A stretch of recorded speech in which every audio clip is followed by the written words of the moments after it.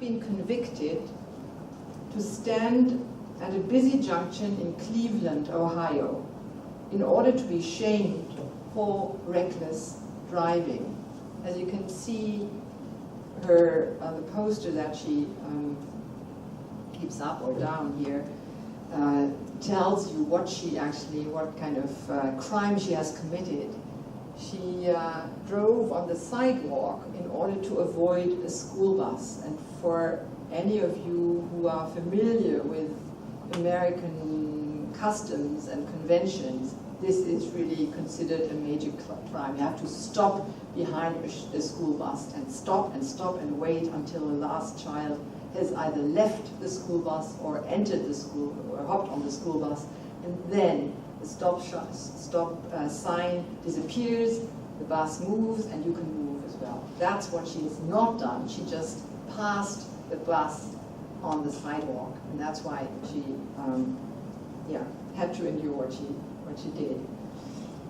Her cool body language, standing there like that, smoking, looking unconcerned in a way. Her cool body language at least tried to convey that she was nonchalant about her public humiliation. When the judge reprimanded her for her resilience after the first day, so she had to stand there twice in a row for 1 hour per day. And after the first day, the judge intervened and said, "Hey, look, that's not an attitude not the right attitude that you display." She contended that she had learned her lesson, but was not broken. This may have had to do with an action of solidarity by a local reporter who stood next to her, holding the sign, "If she's an idiot, so am I." Not every shaming sanction is therefore effective and achieves its goal.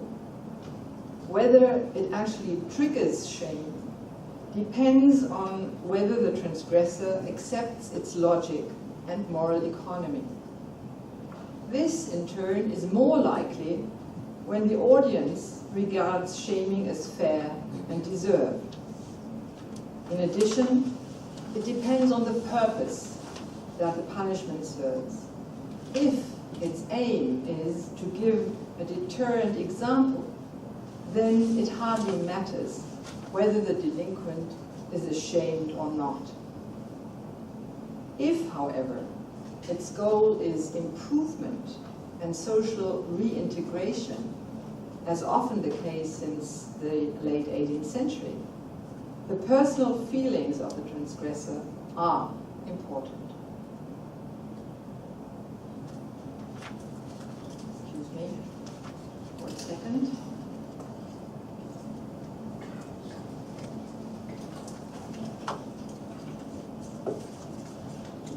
It was with regard to those feelings that around 1800 a crucial transcoding took place. When the Kantian,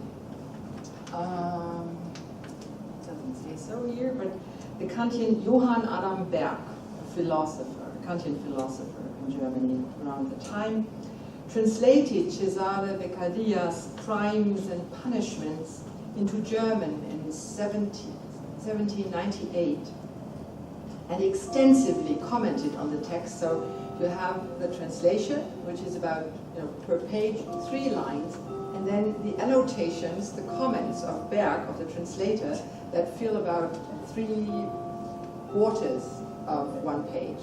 That's the German style now. So in his comments, he stated that shame sanctions that Cesare Beccaria had been not really explicit about, but Berg was explicit, and he stated that shame sanctions were completely inappropriate. The Prussian Grand Chancellor von Karma likewise regarded public shaming as a chief obstacle to any refinement of morality. Karma, Berg, and many others applied the rhetoric repertoire of moral and social progress that would benefit state and civil society alike. but they also tapped into the new discourse on human dignity.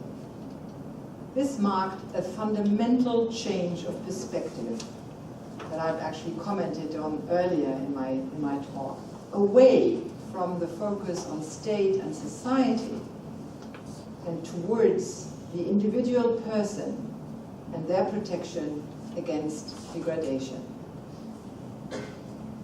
The idea of human dignity was expressed and shared more and more frequently from the early 19th century onwards, whenever contemporaries spoke out against shame sanctions. A Prussian legal report stated in 1818, quote, "Human dignity has to be respected, even that of the guilty, the criminal. Any punishment that destroys honor and degrades man to the level of an animal," and they thought about punishments that directly targeted the body, beatings, but also pillories, "has to be dismissed." 1818, Russia. In a similar vein, the French Code Penal of 1791, the Revolutionary Code, no longer allowed citizens to be publicly beaten as a penalty option. Public exposure was abolished in 1848 in France, as it was seen to diminish human dignity and impede the rehabilitation of offenders. 1 year later, in 1849, the Frankfurt Imperial Constitution declared the pillory, branding, and corporal punishment null and void. I always loved the way they printed those about the Constitution in 1849, the kind of biblical reference to the Ten Commandments, so to speak. Unfortunately, as we know, the Constitution did not enter into force in 1849, but its spirit permeated the new codes of criminal law. For example, the Prussian Code of 1841, which no longer mentioned the pillory or branding. Still, the story of deliberate public shaming, policy of or politics of humiliation, was not over.